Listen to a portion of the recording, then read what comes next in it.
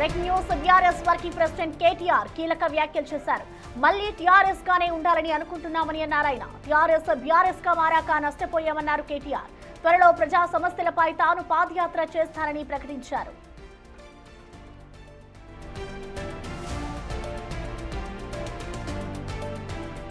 Delimitation తో రాష్ట్రంలో assembly స్థానాలు పెరుగుతాయన్నారు కేటీఆర్. ఈ నేపథ్యంలో తాను ఏ స్థానం నుంచైనా పోటీకి రెడీ అని స్పష్టం చేశారు. ఇక 10 ఏళ్ల బీఆర్ఎస్ పాలనలో మాకు ప్రజలకు మధ్య దూరం పెరిగిందంటూ కామెంట్ చేశారు కేటీఆర్.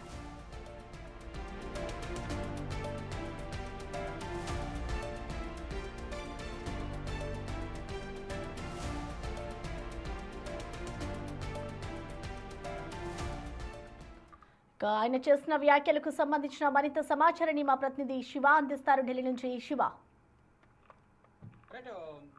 ఈరోజు బీఆర్ఎస్ వర్కింగ్ ప్రెసిడెంట్ కేటీఆర్ కీలక వ్యాఖ్యలు చేశారు. టీఆర్ఎస్ పార్టీ నుంచి బీఆర్ఎస్ గా మార్చడం పట్ల ఆయన కొంత అసంతృప్తి వ్యక్తం చేశారు. టీఆర్ఎస్ నుంచి టీఆర్ఎస్ నుంచి బీఆర్ఎస్ గా మారిన తర్వాత చాలా నష్టపోయాము. 10 సంవత్సరాల కాలంలో 10 సంవత్సరాల కాలంలో ప్రధానంగా మొదటి విడత అధికారంలోకి వచ్చిన తర్వాత రెండోసారి అధికారంలోకి వచ్చిన తర్వాత 2022 అక్టోబర్ 5వ తేదీన టీఆర్ఎస్ ను బీఆర్ఎస్ గా మారుస్తూ ఎన్నికల సంఘానికి దరఖాస్తు చేస్తున్నారు. అయితే దీన్ని డిసెంబర్ 22న 2022 డిసెంబర్ 22న కేంద్ర ఎన్నికల డిసెంబర్ 8వ తేదీన భారత ఎన్నికల సంఘం దీన్ని ఆమోదించింది. ఒక తీర్మానం చేసింది.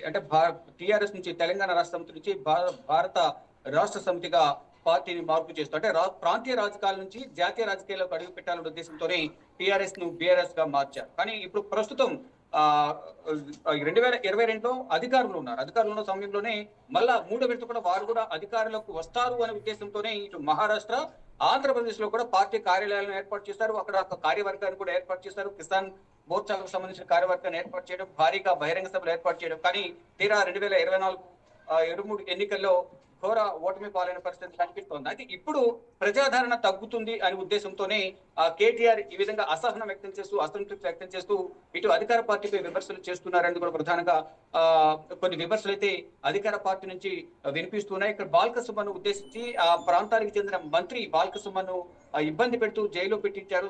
సరైన వసతులు కూడా సౌకర్యాలు కూడా ఏర్పాటు చేయకుండా ఇబ్బందులకు గురి చేశారు. ఇటు బీఆర్ఎస్ పార్టీకి సంబంధించిన కార్యకర్తలను, నేతలను అధికార పార్టీ ఇబ్బందులకు గురి చేస్తుంది, అధికార దుర్వినియోగం చేస్తుంది అనేది కూడా ఇటు కేటీఆర్ కానీ ఆ పార్టీకి సంబంధించిన కీలక నేతలందరూ కూడా ఇటు అధికార పార్టీ పైన విమర్శలు చేస్తున్నారు. దానిలో భాగంగానే ఇప్పుడు కార్యకర్తల సమావేశంలో కేతనపల్లిలో సమావేశం ఏర్పాటు చేయగా దాంట్లో కొంత అసంతృప్తితోనే కేటీఆర్ ఉన్నారు అనేది కూడా ప్రధానంగా చెప్తున్నారు. మరోవైపు రెండవసారి మళ్ళా మేమే అధికారంలోకి వస్తాము అనేది కూడా సీఎం రేవంత్ రెడ్డి పలుమార్లు మీడియా చిట్చాట్ లో కానీ బహిరంగ సభల్లో కానీ ఆయన చేస్తున్న వ్యాఖ్యలను కూడా కొంత బీఆర్ఎస్ నేతలు జీర్ణించుకోలేకపోతున్నారు అనేది ప్రధానంగా కాంగ్రెస్ వర్గాలు చెప్తున్నాయి. దానిలో భాగంగానే ఇప్పుడు ఈ రోజు ఇన్ని రోజులు ఉన్న కేసీఆర్ అసహనం అంతా కూడా ఇప్పుడు బయటపడింది. మళ్ళీ ప్రాంతీయ పార్టీగా రావాలని చూస్తున్నారు. జాతీయ పార్టీగా వెళ్ళాలని చూసిన బీఆర్ఎస్ ఇప్పుడు కనీసం ఇక్కడైతే పార్టీని ఉద్యమ పార్టీని రాజకీయ పార్టీగా మార్చడం, అధికారంలోకి రావడం, 2 దశాబ్ద కాలం పాటు అధికారంలో ఉండటం, తర్వాత అధికారాన్ని కోల్పోయిన తర్వాత ఇప్పుడు కొంత వారిలో అసంతృప్తి అనేది ఎక్కువ అవుతుంది. ప్రజల మీద కూడా అసహనం వ్యక్తం చేస్తున్నారు అనేది కూడా కొంత సొంత పార్టీలో నేతలు కూడా కొంత దీనిపైన చర్చించుకుంటున్నారు. కానీ ఇప్పుడు ఈ రోజు జరిగిన దాన్ని బట్టి చూసుకుంటే కనుక ప్రధానంగా ఏదైతే కేతనపల్లిలో కార్యకర్తల సమావేశం ఏర్పాటు చేయడం, కార్యకర్తల సమావేశంలో ఈ టీఆర్ఎస్ గా మళ్ళీ మార్చడానికి గతంలోనే 2022 అక్టోబర్ 5వ తేదీన దరఖాస్తు చేసుకున్నప్పుడే మరో 15 సంవత్సరాల పాటు ఈ టీఆర్ఎస్ పార్టీ అనేది మా పేరు మీద రిజిస్ట్రేషన్ లో ఉంచాలి, దాన్ని ఎవరికి కూడా ఇవ్వద్దు అనేది కూడా ఒప్పందం కుదుర్చుకున్నట్టుగా ఎన్నికల సంఘం వద్ద వారు ఒక ప్రతిపాదన ఉంచినట్టుగా తెలుస్తుంది. దానిలో భాగంగా ఇప్పటి వరకు టీఆర్ఎస్ పార్టీని ఎవరికి కూడా కేటాయించలేదు. అయితే ఇప్పుడు ఈ బీఆర్ఎస్ నుంచి టీఆర్ఎస్ కు వెళ్లాలనుకుంటున్న నేపథ్యంలో ఎప్పటి వరకు దీనికి కార్యాచరణ సిద్ధం కాబోతోంది. ఇప్పుడు అధికారికంగా కార్యకర్తల సమావేశాలు ప్రకటించారు కాబట్టి త్వరలో దీనికి సంబంధించి నెక్స్ట్ ఎన్నికల సమయానికి దీనికి పేరు మారుస్తారు. ఎన్నికల సమయానికని ముందే 2 సంవత్సరం ముందో ఈ బీఆర్ఎస్ ను మళ్ళా టీఆర్ఎస్ గతంలో ఏదైతే ఉద్యమ పార్టీ అలా రాజకీయ పార్టీగా ఉద్భవించి 2 దశాబ్ద కాలం అధికారంలో ఇప్పుడు మళ్ళా అదే పార్టీ ప్రాంతీయ పార్టీగా తెలంగాణ రాష్ట్ర సమితిగా మళ్ళా మరి అదే పాటలో రాష్ట్ర సమితి పేరుతో ప్రజలకు వెళ్ళబోతుందా, ఎప్పటిలోగా దీనికి సంబంధించి అధికారిక ప్రకటన, అధికారికంగా పేరు మార్పు అనేది ఎప్పటి వరకు జరగబోతుందని దానికి మాత్రం కేటీఆర్ వ్యాఖ్యలను బట్టి త్వరలోనే జరగబోతుంది అనేది కూడా ప్రధానంగా చూస్తున్నారు. 2022 దసరా రోజున అక్టోబర్ 5వ తేదీన దీనికి సంబంధించి దరఖాస్తు చేసుకున్నారు.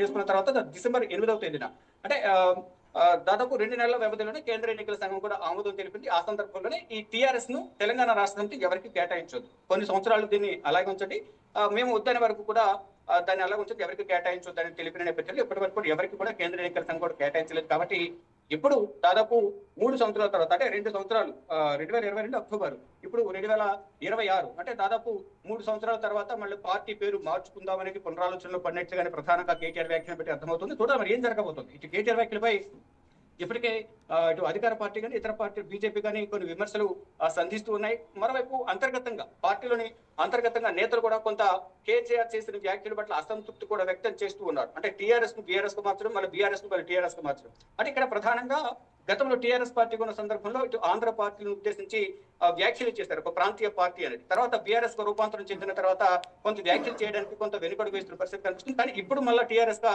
రూపాంతరం చెందిన తర్వాత మారిన తర్వాత మళ్ళీ ప్రాంతీయ ఉద్దేశాలు రెచ్చగొట్టే అవకాశం ఉంటుంది అనేది కూడా కొంత రాజకీయ విశ్లేషకులు కూడా భావిస్తున్నారు. మరి ఏం జరగబోతుంది? కేటీఆర్ చేసిన వ్యాఖ్యల పట్ల ఇటు సొంత పార్టీ నేతలు కొంత అసంతృప్తి వ్యక్తం చేస్తున్నారు. కానీ అధికార పార్టీ మాత్రం తీవ్ర విమర్శలు చేస్తూ ఉంది. అంటే తెలంగాణ ప్రజలను మోసం చేయాలని చూస్తుంది బీఆర్ఎస్ పార్టీ. అధికారం లేకపోయేసరికి అసహనం వెళ్ళగొక్కుతున్నారు. కనీసం 2 సంవత్సరాలు కూడా కాలేదు అధికారం కోల్పోయి మళ్ళీ ఇప్పుడు అధికారం కోసం పాకులాడుతున్నారు అనేది ప్రధానంగా విమర్శలు ఎదురవుతాయి. చూడాలి మరి ఏం జరగబోతుంది. బీఆర్ఎస్ వర్కింగ్ ప్రెసిడెంట్ కేటీఆర్ చేసిన వ్యాఖ్యల పట్ల ఇప్పటికే కొన్ని విమర్శలు అయితే వినిపిస్తూ ఉన్నాయి. ఇక అంతర్గతంగా చర్చలు ముగిసిన తర్వాత ఇటు కేసీఆర్ తో హరీష్ రావు గాని వారి కుటుంబ సభ్యులందరూ కూడా చర్చించుకున్న తర్వాత ఇటు పార్టీకి సంబంధించిన కీలక నేతలతో చర్చించిన తర్వాత ఇప్పుడు మళ్ళా కేంద్ర ఎన్నికల సంఘానికి లేఖ రాస్తారా, లేదా డైరెక్ట్ గా వీళ్ళు కేంద్ర ఎన్నికల సంఘానికి కలుస్తారా, కలిసిన తర్వాత ఏం చెప్పబోతున్నారు, ఎందుకు పార్టీ మారాలనుకుంటారు, గతంలో ఎందుకు టీఆర్ఎస్ బీఆర్ఎస్ గా మార్చారు, ఇప్పుడు బీఆర్ఎస్ ను టీఆర్ఎస్ గా ఎందుకు మార్చాలనుకుంటున్నారు అని దానికి సంబంధించి అన్ని విషయాలు కూడా వివరణ ఇవ్వాల్సి ఉంటుంది. దానిలో భాగంగానే ఇప్పుడు కేటీఆర్ చేసిన వ్యాఖ్యలకు సంబంధించి రాజకీయ వర్గాల తీవ్ర చర్చ కొనసాగుతుంది. కానీ అధికార కాంగ్రెస్ పార్టీ మాత్రం తీవ్ర విమర్శలు చేస్తున్న పరిస్థితి కనిపిస్తోంది. అయితే థ్యాంక్ యూ శివ. బట్ ఇక మొత్తానికి చూసుకోవచ్చు, బీఆర్ఎస్ వర్కింగ్ ప్రెసిడెంట్ కేటీఆర్ అయితే కీలక వ్యాఖ్యలు చేశారు. మళ్ళీ టీఆర్ఎస్ గానే ఉండాలి అనుకుంటున్నారు అంటూ కూడా చెప్పుకొస్తున్నారు. ఇటు బీఆర్ఎస్ కి సంబంధించి 10 ఏళ్ల పాలనలో ప్రజలకు దూరం అయ్యాను, ప్రజల కోసం ఇటు పాదయాత్ర చేస్తాను అంటూ కూడా కేటీఆర్ అయితే వ్యాఖ్యలు చేస్తున్నారు. మళ్ళీ ఎప్పుడైతే టీఆర్ఎస్ పార్టీ నుంచి బీఆర్ఎస్ గా మార్చాలో అప్పటి నుంచి కూడా ఇటు ప్రజలకి నేను దూరం అయిపోయాను అంటూ కూడా కేటీఆర్ చెప్తున్నారు. ఇటు టీఆర్ఎస్ బీఆర్ఎస్ గా మారాక నష్టపోయామంటూ కూడా కేటీఆర్ అయితే సంచలన వ్యాఖ్యలు చేశారు. త్వరలో ప్రజా సమస్యలపై తాను పాదయాత్ర చేస్తానంటూ కూడా కేటీఆర్ ప్రకటించారు. అయితే డీలిమిటేషన్ తో రాష్ట్రంలో అసెంబ్లీ స్థానాలు పెరుగుతాయంటూ అంటున్నారు కేటీఆర్. అయితే ఈ నేపథ్యంలో తాను ఏ స్థానం నుంచైనా పోటీకి రెడీ అంటూ కూడా స్పష్టం చేశారు.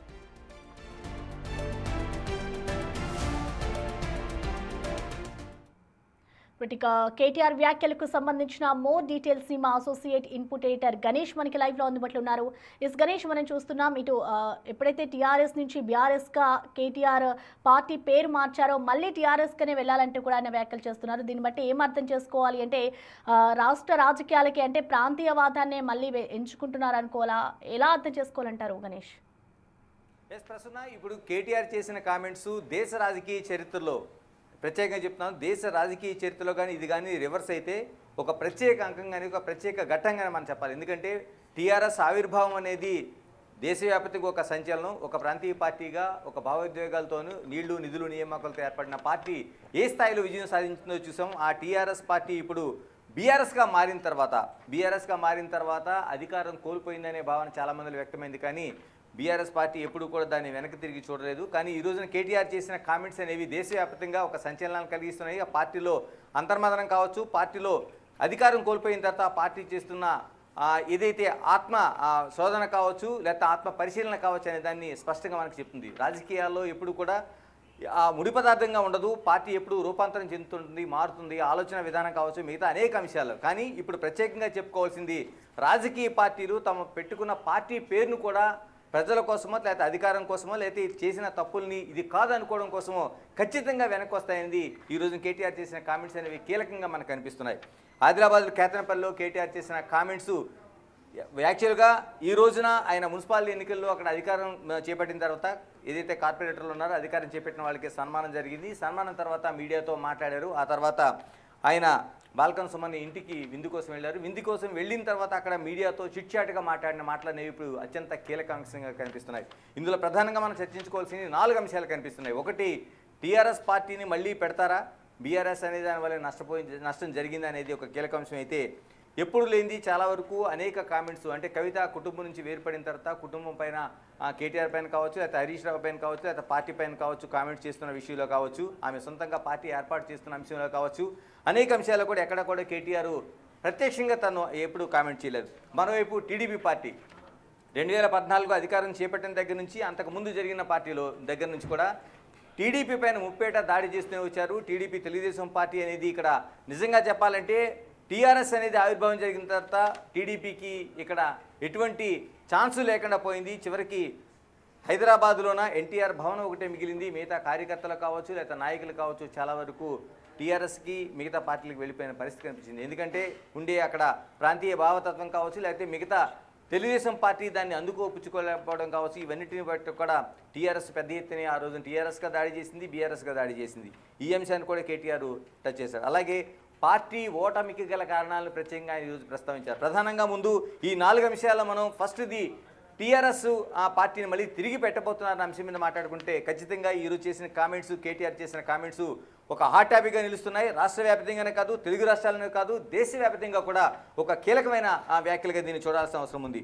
ఎందుకంటే టీఆర్ఎస్ను బీఆర్ఎస్గా మార్చిన తర్వాత మేము నష్టపోయామనేది మొట్టమొదటిసారిగా కేటీఆర్ చేసిన కామెంటు. కేటీఆర్ చేసిన కామెంట్ అంటే ఆయన వ్యక్తిగతంగా చేసిన కామెంట్ కాదు, ఖచ్చితంగా పార్టీకి, పార్టీ విధి విధానాలకు, పార్టీ చేస్తున్న ఆత్మ పరిశీలనకు, మరోవైపు ఏదైతే పార్టీలో అంతర్గతంగా జరుగుతున్న చర్చకు ఒక కీలకమైన అంశంగా మనం ప్రస్తావించాల్సిన అవసరం ఉంది. అంటే మళ్ళీ టీఆర్ఎస్ కానీ ఉండాలని అనుకుంటున్నామన్నారు అని కామెంట్ చేశారంటే, ఆయన ఆ కామెంట్లోనే ఇప్పటికీ ఆ పార్టీలో అంతర్మదనం జరుగుతుంది, అధికారం కోల్పోయిన తర్వాత పార్టీలోనే జరుగుతున్న ఒక చర్చగా దీన్ని మనం చూడాల్సిన అవసరం ఉంది. మళ్ళీ అంటే ఒకటి బీఆర్ఎస్గా మారిన తర్వాత నష్టపోయామనేది చెప్పడంతో పాటు మళ్ళీ టీఆర్ఎస్గా ఉండాలని అనుకుంటున్నామని చెప్తున్న వ్యాఖ్యలు అనేవి చాలా కీలకమైన వ్యాఖ్యలుగా మనం చూడాలి. ఆ పార్టీలో జరుగుతున్న చర్చలకు, అధిష్టానం దగ్గర నుంచి కార్యకర్తల వరకు జరుగుతున్న చర్చలకు ఒక కీలకమైన అంశంగా మనం దీన్ని చూడాల్సిన అవసరం ఉంది.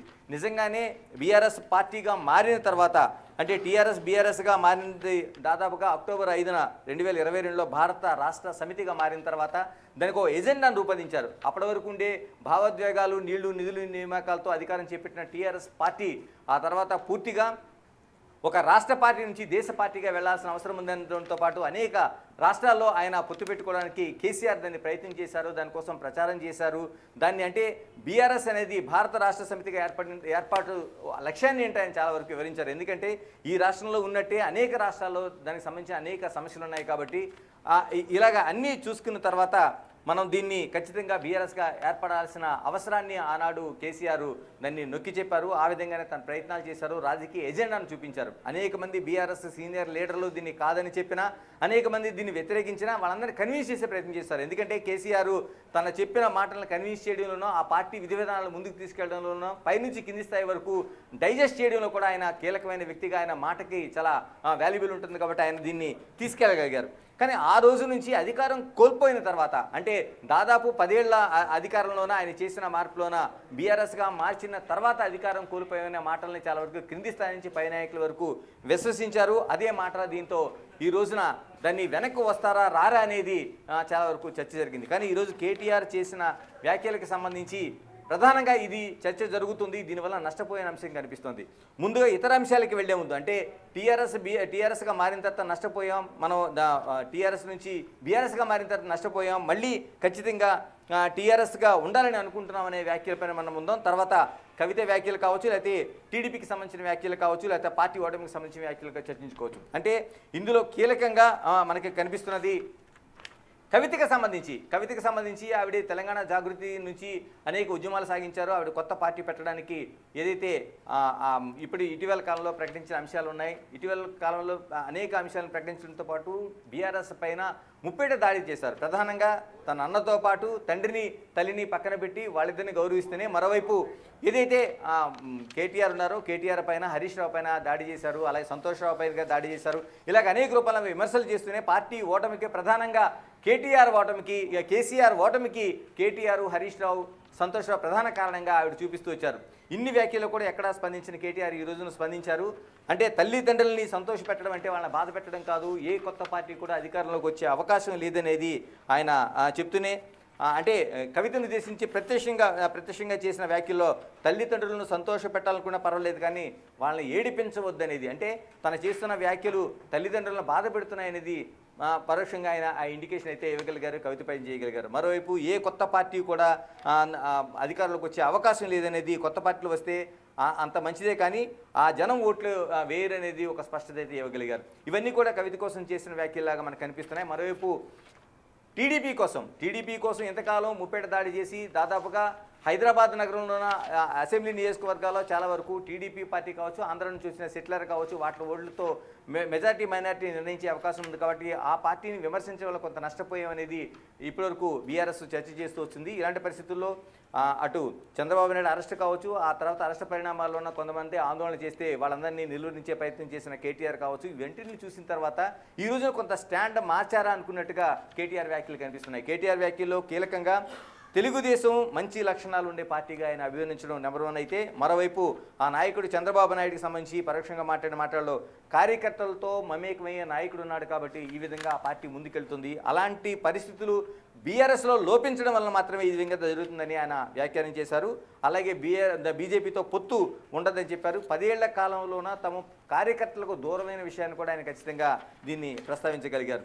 అంటే పార్టీ ఓటమికి సంబంధించి మాట్లాడడంలో అనేక అంశాలను గతంలో తీసుకొచ్చారంటే ఒక ముప్పేట బీఆర్ఎస్ పైన 10 ఏళ్ల అధికారం ఉన్న పార్టీ పైన దాడి చేయడం వల్ల జరిగిందన్నారు. తర్వాత సోషల్ మీడియా మిగతా అంశాలతో ఉండడం వల్ల దాడి జరిగిందన్నారు. వీటన్నిటి వల్ల పార్టీ ఓడిపోయిందన్నారు. కానీ కార్యకర్తలకు తమ దూరంగా ఉండడం వల్ల ఓడిపోయారనే అంశాన్ని ఈ రోజున కేటీఆర్ ప్రస్తావించడం అనేది చాలా చర్చనీయాంశంగా మారుతుంది. ఇలాంటి అనేక అంశాలని చాలా వరకు పార్టీలో ఉండే సీనియర్ నాయకులు చర్చించారు.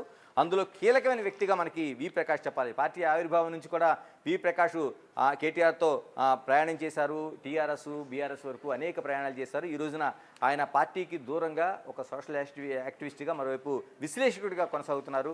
ప్రకాష్ గారు అనేక సందర్భాల్లో ఈ విషయాలను ప్రస్తావించిన సందర్భాలు ఉన్నాయి కాబట్టి మనతో బిగ్ టీవీతో వి ప్రకాష్ ఫోన్ లైన్లో అందుబాటులో ఉన్నారు. ప్రకాష్ గారు నమస్తే.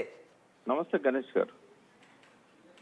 ప్రకాష్ గారు, గతం నుంచి కూడా మీరు ఈ చెప్పిన అంశాలని అంటే టీఆర్ఎస్ బీఆర్ఎస్గా మారడం అంశం కావచ్చు, కవిత అంశం కావచ్చు, తెలుగుదేశం పార్టీకి సంబంధించిన అంశం కావచ్చు, లేకపోతే పార్టీ ఓటమికి సంబంధించిన అంశం కావచ్చు, అనేక సందర్భాల్లో అనేక ఇంటర్వ్యూలోన మీరు చర్చాగోష్ఠిలో ఖచ్చితంగా ఈ పాయింట్స్ అన్ని ఖచ్చితంగా చర్చించారు. ఈ రోజున అదే అంటే హైదరాబాద్ కేతనపల్లిలో కేటీఆర్ చేసిన వ్యాఖ్యల్లో ఖచ్చితంగా ఈ 4 అంశాలనే ప్రస్తావిస్తున్నారు. ప్రధానంగా ముందుగా మీకు బీఆర్ఎస్ పార్టీ మార్పు కోసం నేను మాట్లాడాలనుకుంటున్నాను. ఎందుకు ఈ కేటీఆర్లో ఈ రోజున బీఆర్ఎస్ పార్టీగా మారడం వల్లనే నష్టం జరిగిందనే వ్యాఖ్య చేశారు. దీన్ని ఎలా చూడాలంటారు?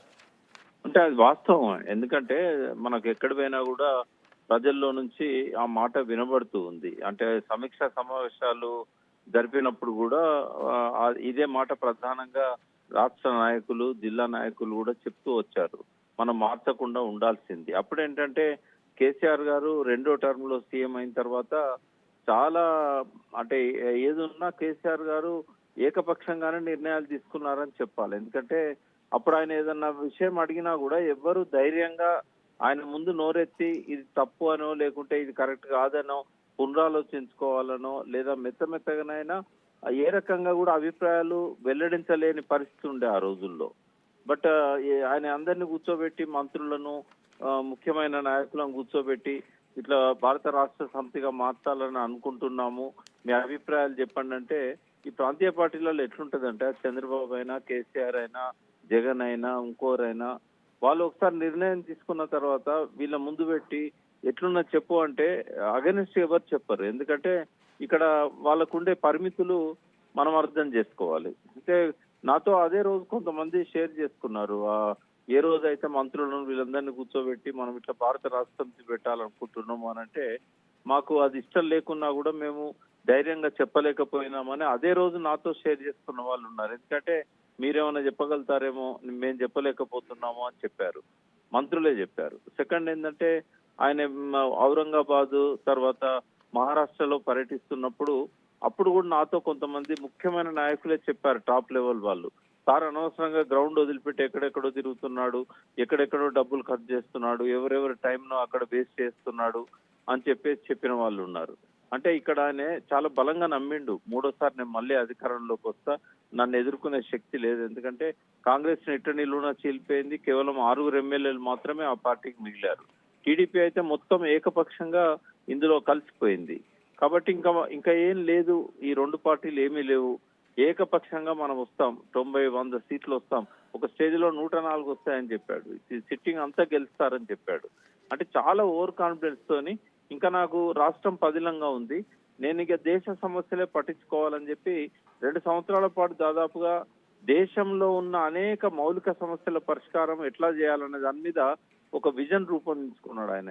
అది నీట్ ప్రకాష్ గారు, నేను ఇక్కడే అంటున్నాను, ఇప్పుడు తెలంగాణ ఆవిర్భావం గతం నుంచి అనేక దశాబ్దాలుగా మనకి జరుగుతూ పోరాటం వచ్చిన కేసీఆర్ ఒక్కరే దాన్ని చూడగలిగారు. ఎందుకంటే 2014 ముందు ఆయన చేసిన ఉద్యమం కావచ్చు, ఇవన్నీ చూసుకుంటే మనం దాదాపు 2 దశాబ్దాల పాటు జరిగిన ఉవ్వెత్తున ఉద్యమంలోన ఆయన ముందుగా ఖచ్చితంగా తెలంగాణ ఏర్పడి తీరుతుందని ఊహించగలిగిన ఒక దార్శనికుడు అని చెప్పాలి.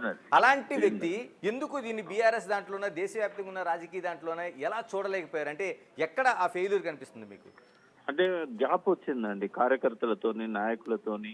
ఇంకోటి, ఎవరు వాస్తవ పరిస్థితులను ఆయనకు చెప్పడానికి సాహసం చేయలేకపోవడము, ఆయన అధికార హోదాలో ముఖ్యమంత్రిగా హెలికాప్టర్లో వచ్చి స్టేజ్ మీదకి వెళ్ళి మాట్లాడి వెళ్ళిపోవడమే తప్ప ఫీడ్బ్యాక్ తీసుకునే పరిస్థితి లేకుండే. తర్వాత నిర్మాణం అనేది చాలా బలహీనంగా ఉంది. ఇప్పుడు అన్ని పార్టీలతో చూసినప్పుడు బీఆర్ఎస్ఏ బలహీనమైన నిర్మాణం మనకు కనబడుతుంది. ఎక్కడ రాష్ట్ర కమిటీలు ఉండవు, జిల్లా కమిటీలు ఉండవు.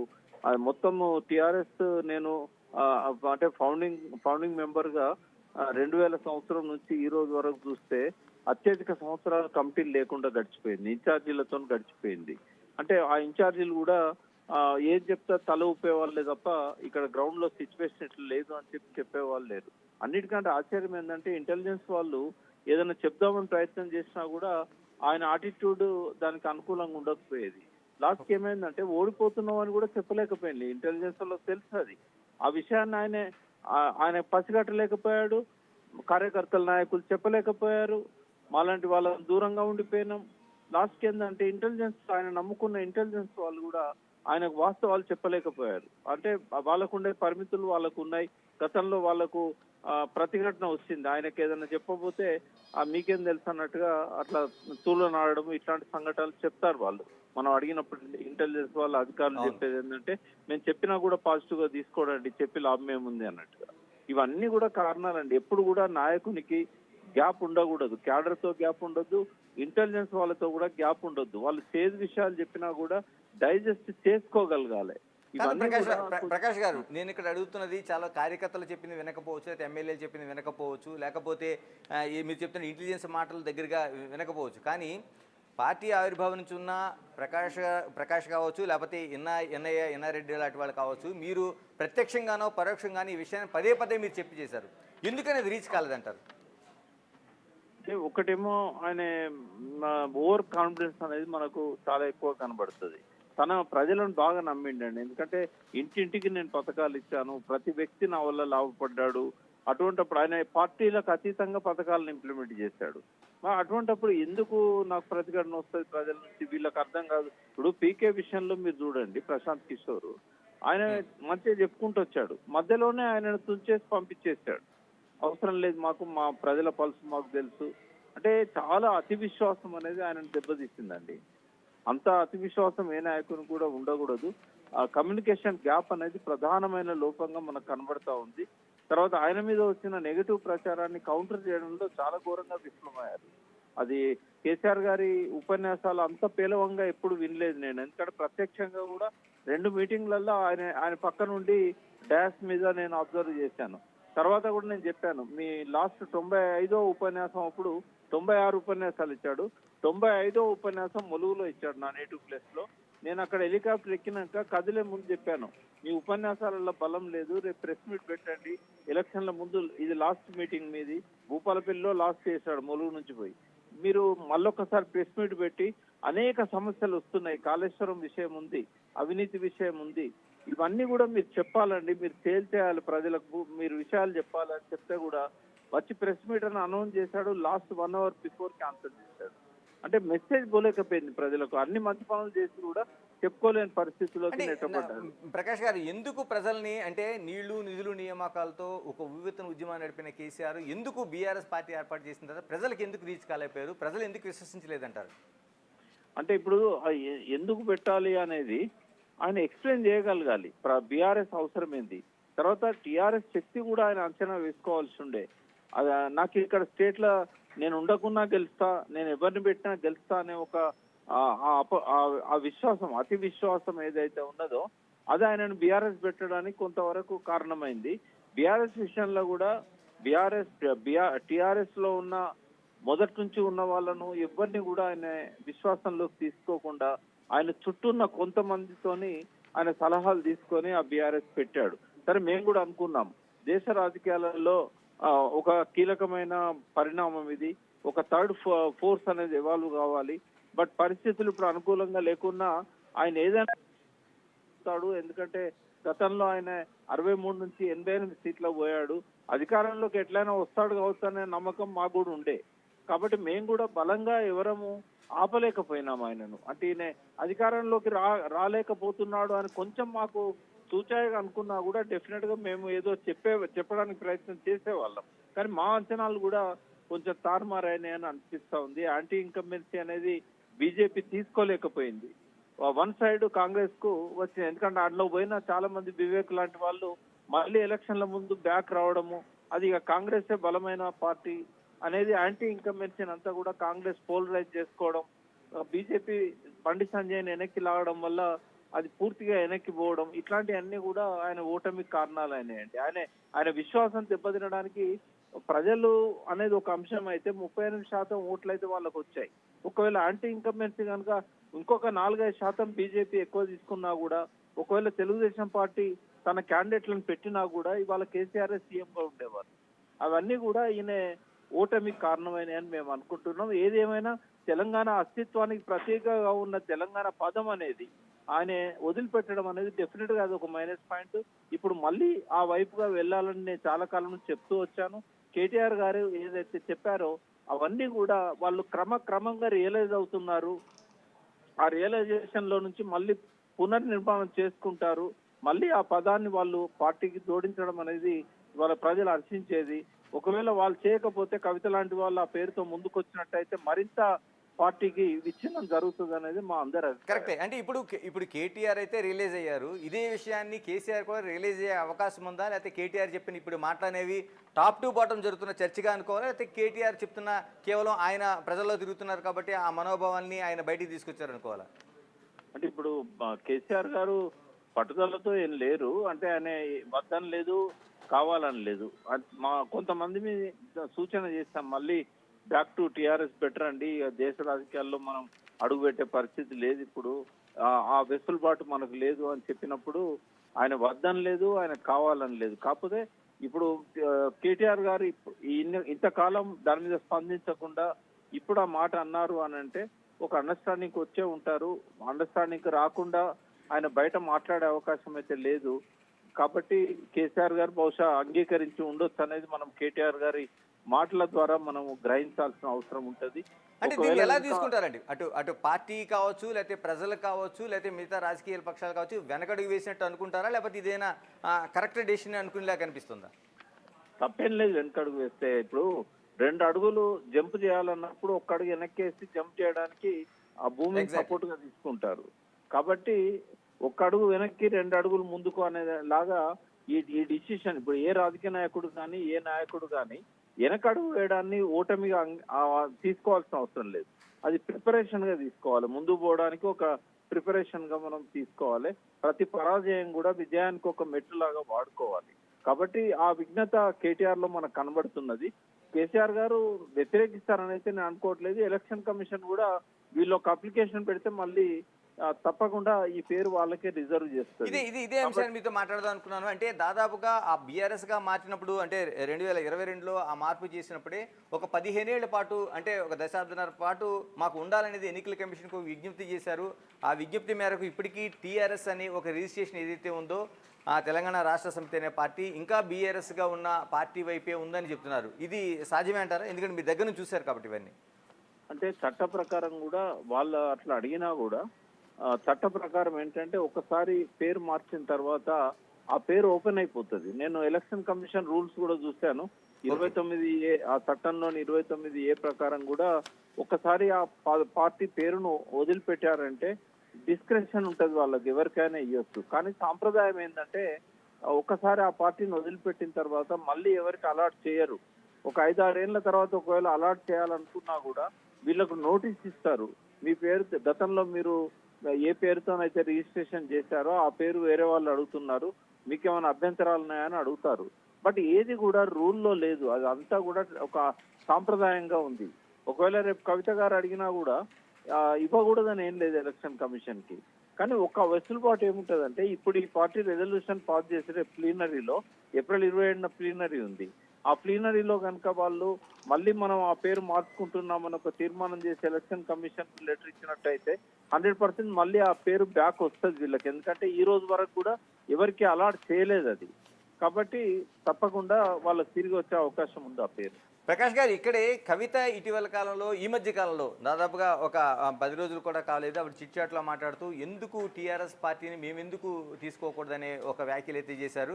అంటే బీఆర్ఎస్గా మారిపోయిన తర్వాత అది ఎవరైనా తీసుకోవచ్చు. మీరు ఇప్పుడు చెప్తున్నది 129A చట్టం ప్రకారం ఒకసారి పార్టీ పేరు మార్చుకున్న తర్వాత అది ఖచ్చితంగా ఎవరైనా తీసుకునే హక్కు ఉందంటున్నారు. అంటే ఇప్పుడు కవిత వ్యాఖ్యల నేపథ్యంలోనే ఇప్పుడు బీఆర్ఎస్ పార్టీ ఈ విధంగా ఆ కేటీఆర్ రూపంలో ఒక ముందుగా మేము ఆ టీఆర్ఎస్ని మళ్ళీ మేము వెనక్కి వెళ్ళబోతున్నాం చెప్పే ఆ ఇండికేషన్ ఏమైనా కనిపిస్తుందా మీకు?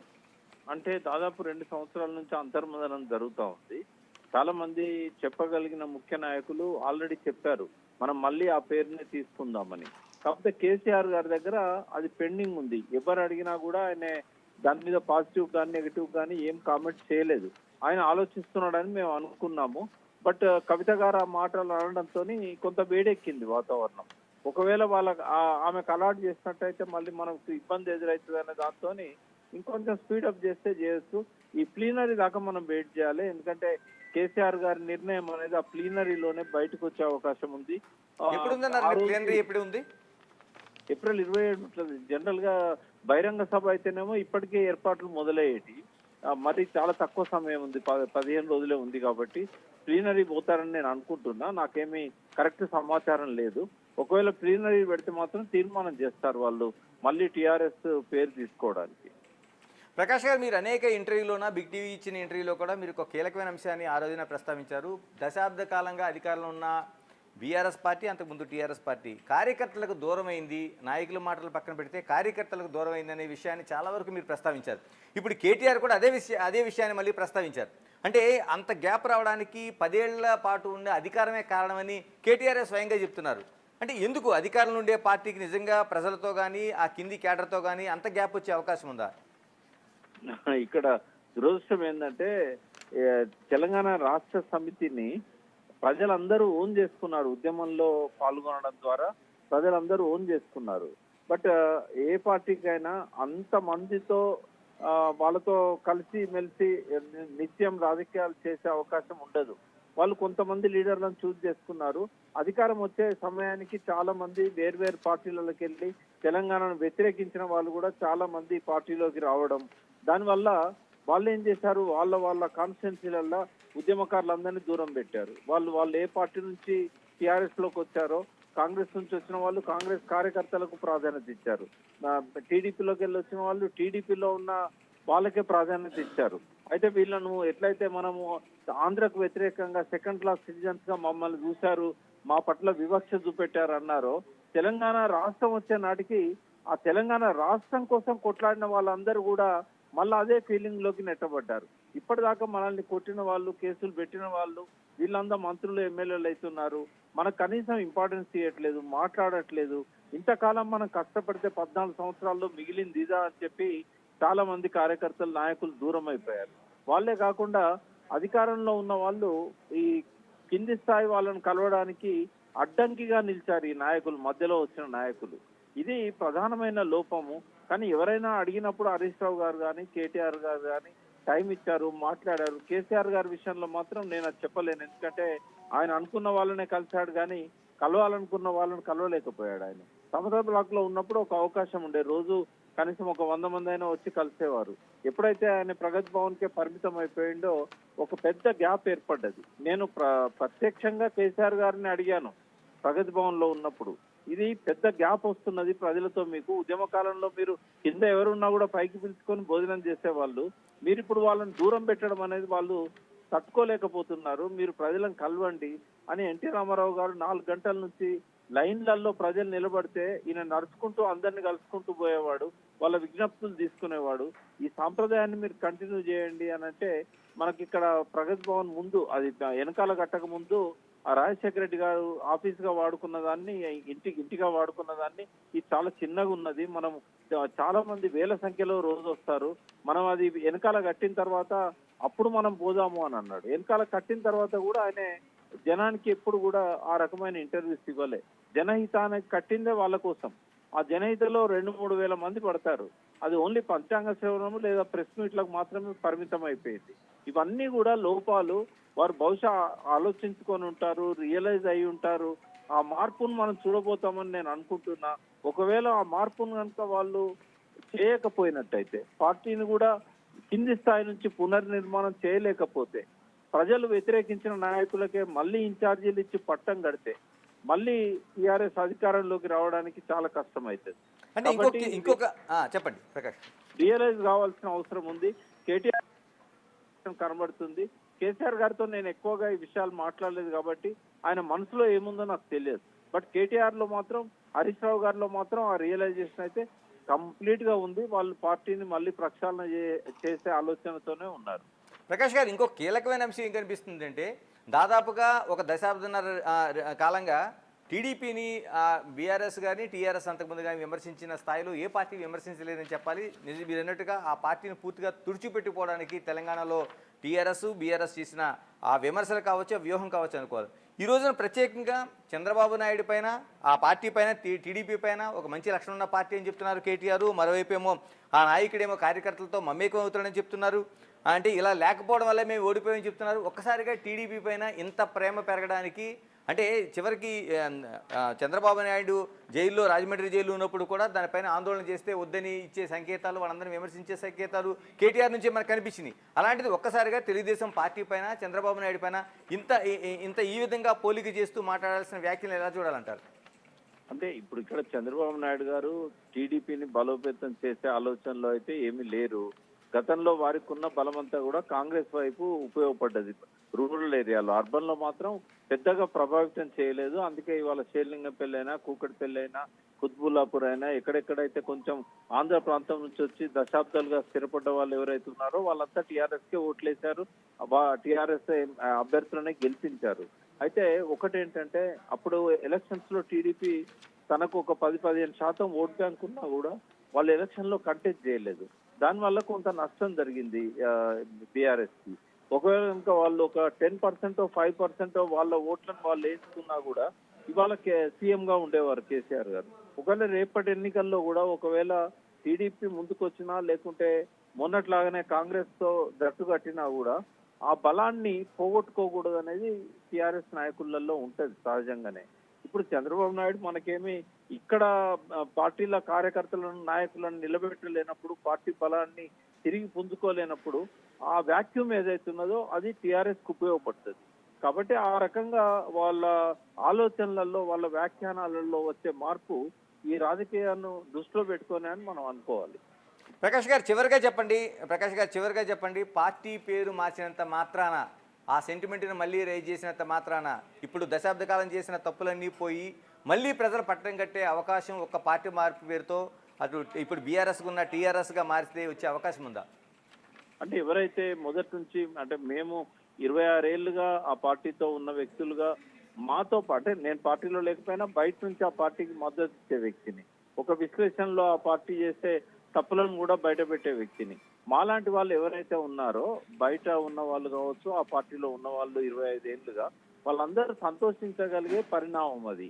ఇవాళ కొత్తగా దాదాపు 35-40% మంది కొత్తగా ఓటర్లుగా నమోదైన జెన్జీ తరం, నవతరం ఏదైతే ఉన్నదో వాళ్ళకు పెద్దగా ఈ పేరు మార్చినా మార్చకపోయినా వాళ్ళకు ఫరకపడేది ఏం లేదు. కానీ ఆ పాత వాళ్ళు ఎవరైతే ఉన్నారో వాళ్ళందరూ బలంగా కోరుకుంటున్నారు అదే పేరు మళ్ళీ పెట్టాలి, తెలంగాణ అస్తిత్వానికి ప్రతీకలాగా ఈ పార్టీ ఉండాలి, మళ్ళీ భారత అని అన్నట్టయితే అదంతా తెలంగాణ ప్రజల్లోకి అంత పోదు అన్న పద్ధతిలో చాలా కాలం నుంచి వాళ్ళు అడుగుతున్నారు. అది ఒక వాళ్ళని సాటిస్ఫై చేయడానికి మాత్రం తప్పకుండా ఈ పేరు మార్పు ఉపయోగపడుతుంది. రెండవది మళ్ళీ ఒకసారి తెలంగాణ అస్తిత్వం పట్ల ఒక సోయి కలిగించడానికి ఆ పార్టీకి ఒక అవకాశం దొరుకుతుంది. కాబట్టి ఇది మంచి పరిణామం అని మేము అనుకుంటున్నాం. తెలంగాణ రాజకీయాలలో ఇది డెఫినెట్ గా ఒక మంచి పరిణామం. థ్యాంక్ యూ ప్రకాష్ గారు, థ్యాంక్ యూ వెరీ మచ్.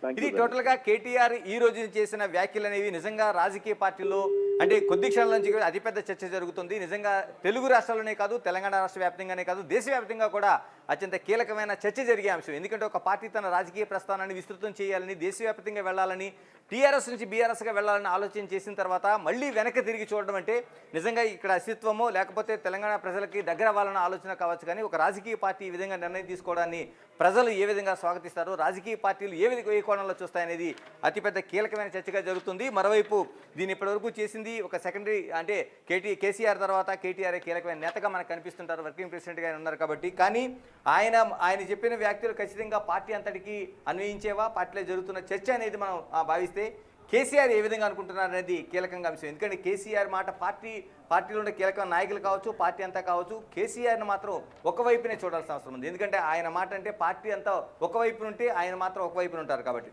ఇలాంటిది ఈ ఏప్రిల్ 25 కావచ్చు, 26 కావచ్చు జరిగే పార్టీ ప్లీనరీలో కేసీఆర్ ఏం మాట్లాడతారు, నిజంగా ఇదే ఇండికేషన్తో మాట్లాడతారా, మాట్లాడితే ఆ మార్పు ఏ విధంగా జరుగుతుంది? మరోవైపు 129A ఏదైతే ఆ ఎన్నికల కమిషన్ చట్టం ఉందో ఈ చట్టం ప్రకారం నిజంగా ఆ బీఆర్ఎస్ పార్టీకి ఆ రోజున మార్పు చేసుకున్న తర్వాత అధికారాలు పోయాయా, మళ్ళీ తిరిగి ఇప్పటివరకు ప్రచారం జరుగుతున్నట్లు 10 నుంచి 15 సంవత్సరాల పాటు ఆ పార్టీకే ఉంటుంది కాబట్టి మళ్ళీ టీఆర్ఎస్గా మారే అవకాశం ఉందా? ఇలాంటి అనేక ప్రశ్నలు రేపు రాజకీయ చర్చకు దారితీస్తున్నాయి. ఇందులో మరింత కీలకంగా ఈ రోజున కేటీఆర్ ఎప్పుడు లేనట్టుగా తన చెల్లెలు అంటే కవిత కోసం జాగృతి కవిత కోసం చేసిన వ్యాఖ్యలు కూడా అత్యంత కీలకంగా మారుతున్నాయి. ఇందులో ప్రధానంగా మన బాధ జనం బాధ అనుకుంటే జనం నమ్మరనేది చెప్తున్నారు. ఎందుకంటే ఆమె కన్నీరు కార్చింది, తన పడిన బాధలు కావచ్చు, మిగతాయి కావచ్చు, అనేక అంశాల్లో ఏదైతే మద్యం కుంభకోణంలో ఆవిడ బయటకు వచ్చిన విషయం కావచ్చు, ఆ తర్వాత ఇప్పుడు జరుగుతున్న మళ్ళీ ఏదైతే ఏసీబీ విచారణ కావచ్చు, ఇలాంటి అనేక అంశాలను ఆవిడ బాధను వ్యక్తం చేశారు. తర్వాత పార్టీగా ఆవిర్భావం జరుగుతుందనేది ఒక స్పష్టతని ఇచ్చారు. ఆ పార్టీ పేరు కూడా త్వరలోనే ప్రకటిస్తామని ఆవిడ కూడా ఒక ముహూర్తం పెట్టుకున్నారు. ఇలాంటి అనేక అంశాల్లో ఇప్పటికే ప్రజా సమస్యలపైన ప్రజాగళాన్ని వినిపిస్తూ ఆవిడ పార్టీలో అనేక జిల్లాల్లో పర్యటన చేస్తున్నారు. పార్టీ జిల్లాల వారీగా పార్టీ కార్యకర్తలతో ముఖ్య నాయకులతో ఆవిడ సమావేశమవుతున్నారు. జరిగిన ఏదైతే మున్సిపల్ ఎన్నికల్లో కూడా ఆమె తనకు మద్దతుగా తెలిపిన వారితో ఆమె కలిపి పోటీ చేసే ప్రయత్నాలు అయితే చేశారు. వీటన్నిటి మధ్య ఈరోజు కేటీఆర్ చేసిన వ్యాఖ్యలు అనేవి మన బాధ జనం బాధ అనుకుంటే మాత్రం జనం నమ్మరనే ఒక విషయం చెప్తున్నారు. మరోవైపు కొత్త పార్టీలు ఎన్ని వచ్చినా అంత మంచిదే, కానీ వాళ్ళకి జనం మాత్రం ఖచ్చితంగా ఓట్లు వేయరనే విషయాన్ని కేటీఆర్ స్పష్టం చేస్తున్నారు. మరోవైపు వ్యక్తిగతంగా తల్లిదండ్రులను సంతోషపెట్టాలనుకుంటే పర్వాలేదు, కానీ వాళ్ళని ఏడిపించకూడదనేది ఆయన చెప్తున్నారు. ఏదైతే కవిత చెప్తున్న మాటలు ఖచ్చితంగా నువ్వు తల్లిదండ్రులను సంతోషపెట్టాలనుకున్నట్టు బయటికి ఇండికేషన్ ఉన్నా ఖచ్చితంగా తల్లిదండ్రులు బాధపడుతున్నారనే విషయాన్ని చెప్తున్నారు. దీనిపైన కవిత ఏ విధంగా స్పందిస్తారని చూడాలి. మరోవైపు బీజేపీతో ఎట్టి పరిస్థితుల్లోనూ పొత్తు ఉండదనేది ఆయన తేల్చి చెప్పారు. దీంతో ఒక క్లారిటీ ఆ పార్టీ నుంచి ఇచ్చినట్లుగానే అనుకోవాలి. ఏదేమైనా ఇటు దాదాపు ఈరోజు కేటీఆర్ చిట్ చాట్లో మాట్లాడిన మాటలు ఏవైతే ఆదిలాబాదు కేతనపల్లిలో జరిగిన మాటలు ఒక అతిపెద్ద చర్చగా మనం చూడాల్సిన అవసరం ఉంటుంది. అది టీఆర్ఎస్ మార్పు కావచ్చు, పార్టీని కవిత విషయమే కావచ్చు, తర్వాత టీడీపీ విషయం కావచ్చు, లేకపోతే పార్టీ ఓటమి గల కారణాలు కావచ్చు. ఏదేమైనా ఈరోజు కేటీఆర్ చేసిన వ్యాఖ్యలు అనేవి ఆ పార్టీ అంతర్లీనంగా జరుగుతున్న చర్చలు కావచ్చు, అధికారం పోయిన తర్వాత అంతర్మదనం కావచ్చు, వీటన్నిటికీ అత్యంత కీలకమైన ఆ ప్రశ్నలు లేవనెత్తారు. ఆయన ఆలోచన విధానం చెప్పారు. కాబట్టి రేపు ఏ విధంగా రాజకీయ ఆ పార్టీలు ఏ విధంగా వీటిని చూస్తాయి, ఆ పార్టీ అంతర్గతంగా ఏ విధంగా చర్చ సాగిస్తుంది, దీనిపైన కేసీఆర్ ఎప్పుడు పెదవి విప్పుతారనేది అందరూ ఆసక్తిగా చూస్తున్న అంశంగా కనిపిస్తోంది. Right, thank you Ganesh. So మొత్తానికి చూసుకోవచ్చు, ఇటు బీఆర్ఎస్ పార్టీకి సంబంధించి ఇటు కేటీఆర్ అయితే వ్యాఖ్యలు చేశారు. ఇటు టీఆర్ఎస్గానే మళ్ళీ రావాలి అనుకుంటున్నాను అంటూ కూడా కేటీఆర్ వ్యాఖ్యలు చేశారు. మరొక వైపు ఇటు బీజేపీతో ఎట్టి పరిస్థితుల్లోనూ పొత్తు పెట్టుకోమంటూ కూడా అని చెప్తున్నారు. ఇటు కవితకి సంబంధించి కూడా ఆయన మాట్లాడారు. కవిత కుటుంబ సభ్యులను ఏడిపించేలా వ్యవహరిస్తున్నారు అంటూ కూడా ఇటు కేటీఆర్ అయితే సంచలన వ్యాఖ్యలు చేస్తున్నారు. ఏ స్థానం నుంచైనా నేను పోటీకి రెడీ. ఇటు 10 ఏళ్ల పాలనలో మాకు ప్రజలకు మధ్య దూరం పెరిగింది, అందుకే 2027లో మళ్ళీ ప్రజల కోసం ఇటు పాదయాత్ర చేస్తాను అంటూ కూడా కేటీఆర్ అయితే వ్యాఖ్యలు చేశారు.